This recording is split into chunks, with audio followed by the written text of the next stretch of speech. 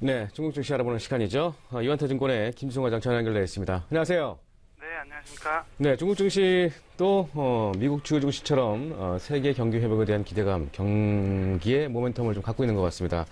오늘 어제까지 8근을 상승했는데 오늘은 주요 증시는 어떻게 됩니까?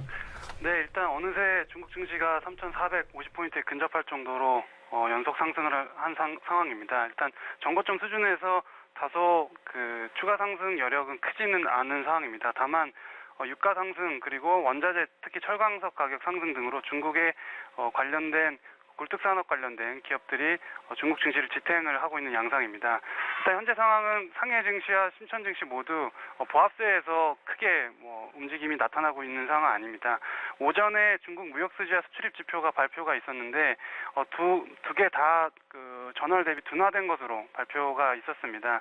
그럼에도 불구하고 중국 정부에서는 이제 양적 성장보다는 질적 성장 관련된 이슈 그리고 개별 정책 이슈로 포커스를 모아지게 유도를 하면서 증시 자체에는 큰 하락이나 악재로 작용은 하지 않고 있는 상황입니다. 네, 유가 및 철강석 가격 등으로 인한 관련 업종이 상승을 주도했습니다만 오늘은 약간의 좀 피로감이 좀 있는 건지 조정을 좀 받고 있는 그런 모습을 보여주고 있는 상해 종합지수였습니다. 자, 주요 이슈와 종목 또 하나 언급해 주시죠.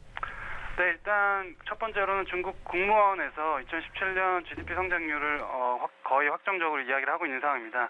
리커창 총리가 6.9% 숫자를 언급을 했습니다. 당초 작년 초 중국의 경제 성장률 목표치는 6.6% 수준이었죠. 예상보다는 오히려 그 성장률이 잘 나왔고 중국이 이제 질적 성장에 대한 언급에도 불구하고 중국 위안화 강세 그리고 자본 통제 관련된 정책들이 성공을 거두면서 일단 성장률 사수에 성공을 한 모습입니다. 수출입 규모 자체는 2년 연속 하락했습니다. 그럼에도 불구하고 재정 수입이나 국민 소득의 현저한 개선에 따른 소비재 업종들의 선전으로 중국 증시 역시도 견조한 상승을 유지를 하고 있는 상황입니다. 그리고 레버리지 축소 관련된 부채 관련된 이슈가 이제 중국 대내외적으로 그 이슈가 계속 문제점으로 지적이 많이 됐었는데 이 기업 레버리지 비율도 축소된 것으로 나타나고 있기 때문에 중국 경제가 생각보다 탄탄하게 계속 성장을 이어갈 가능성이 높다라고 생각을 할 수 있을 것 같습니다. 두 번째는 2017년 중국 국내 여행자 수 발표가 있었습니다.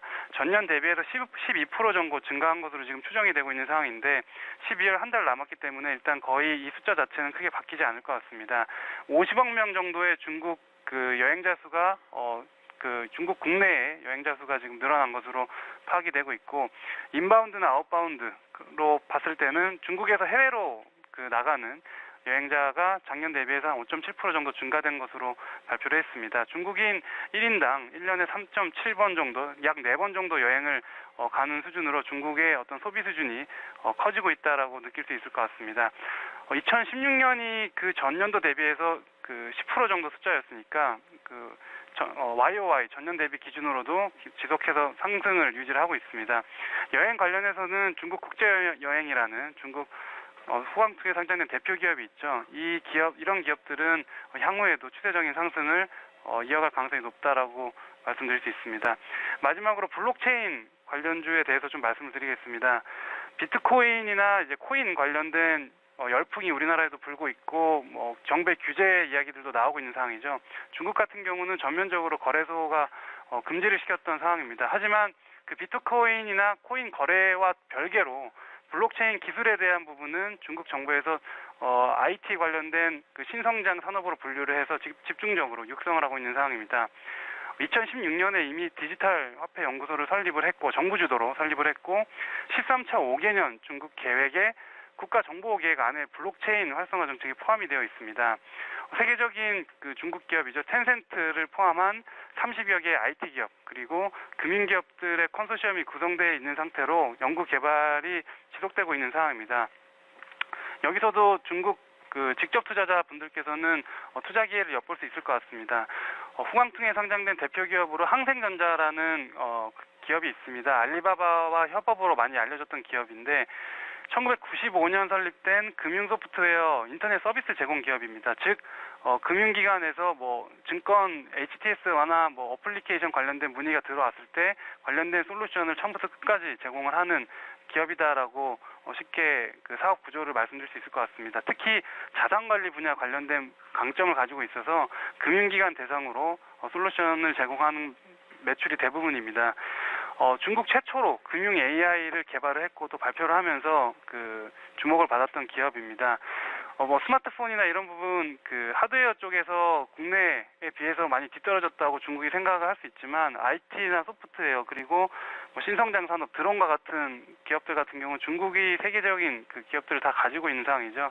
항생전자도 거기에 편승할 수 있는 기업이고 블록체인의 어떤 이 기술 자체는 굉장히 지금 우리가 흔히 선입견을 가지고 있는 비트코인이나 이런 가상화폐 거래와는 또 다른 별개의 신성장 산업이기 때문에 관련해서 단기 어떤 테마성으로의 투자가 아닌 꾸준한 신성장 산업으로서의 좀 그 재료를 가지고 있는 기업이 바로 항생전자라고 할 수 있을 것 같습니다.